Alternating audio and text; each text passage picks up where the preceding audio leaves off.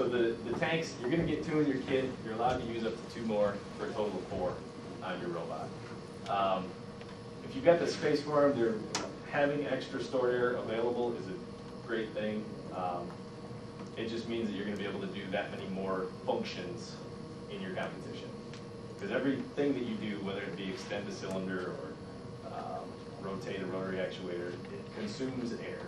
And because you're limited to the one and only compressor, you have a fixed volume of air available to you. So the more you can store, the better off you're going to be. So I've got some pictures here of teams that have used different setups. Here you can see the 4 air tanks all mounted side by side. They've all got their own pressure gauge on top. Not a requirement, but they chose to do that. On the bottom here you can see they've all got air fittings. And so they've kind of got an array of bottles. They're probably just going to charge those up, store the air, do something where they use a lot of air in one shot. Different team, different robot. We've got 4 canisters again, and they're all kind of sunk into the frame of the unit.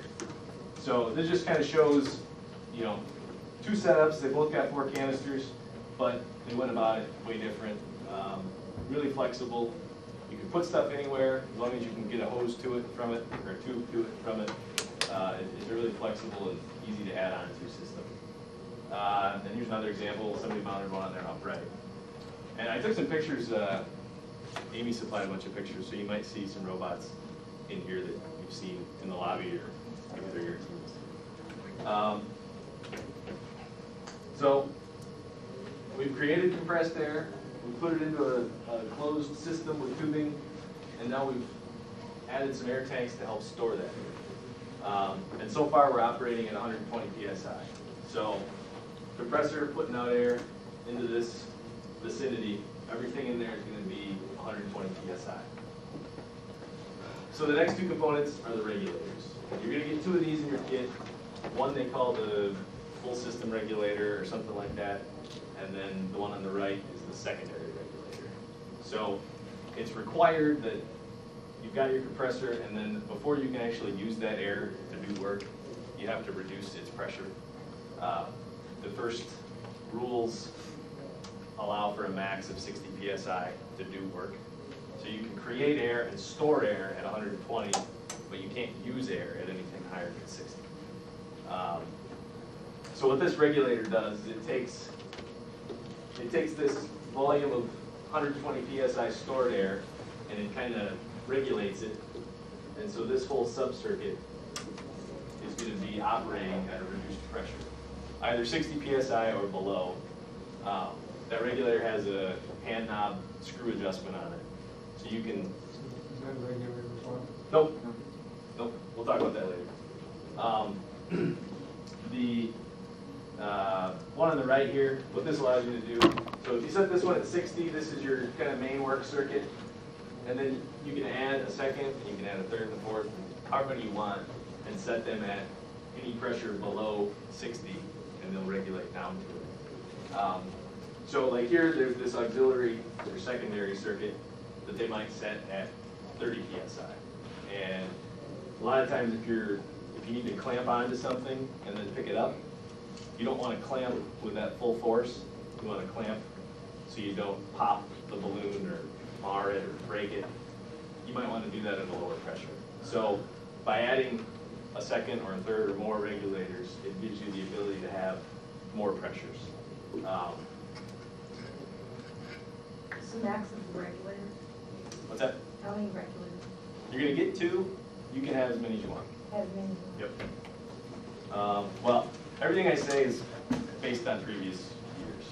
Nothing's really official until the new rules come out. So here you can see this team took their regulator and stuffed it up under the side of their framework. They've got their pressure gauges. So what this setup is, there's 1 pressure gauge is on the line going into that regulator, and that's telling them what their pressure is coming out of the compressor. And then the other line is downstream of the regulator, and that's telling them what their regulated pressure is. All right, so we've created air, we've stored it, now we've regulated it, now we need to be able to control it. So without a way of controlling this air, it's just there. What the valves are going to allow you to do is turn it on and turn it off and change its direction. And that's really what's going to allow you to operate these actuators so you can do some meaningful work with them. In years past, they've given out various valves in various kits for different manufacturers, different types of valves and functions. But I'm just going to kind of go over how a valve works, and that'll help you understand what you're going to do. This didn't work earlier. It's not going to work again. Got a little video on the valves.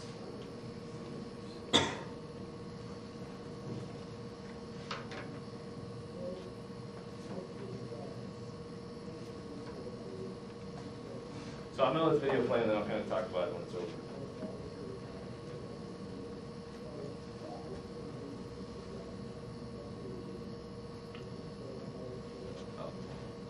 The larger or main valve. Many actuated valves depend on a small solenoid valve to control the shifting of the larger or main valve. When the solenoid valve is actuated, pressure is directed to the left side of the main valve. The spool shifts to the right. Air flows from the supply port to the B work port, and the A work port is connected to the right exhaust port.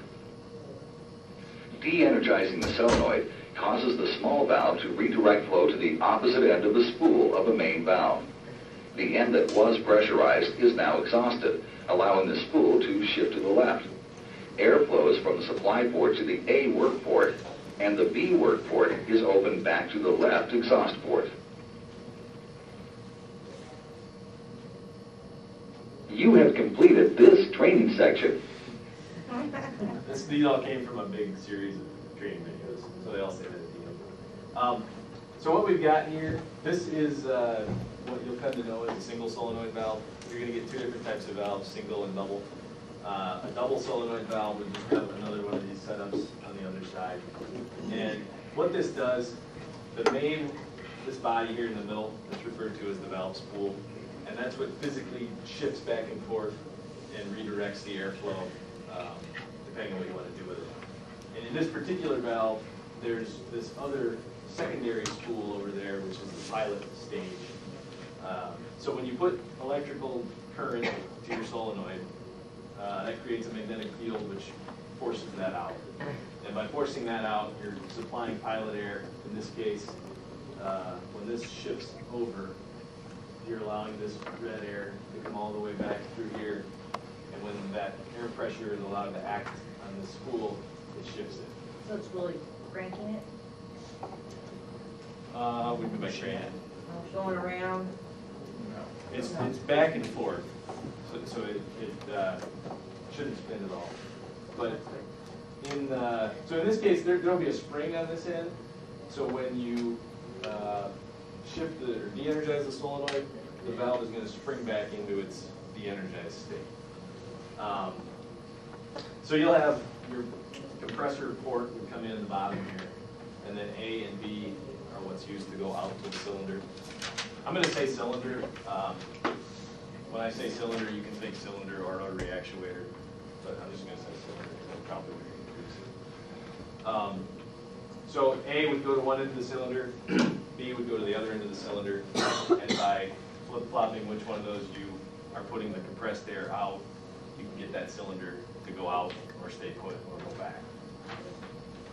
So on a double solenoid valve, you're going to have another solenoid over here, and you're actually going to have a situation where this spool centers and there's no pressure on either of these.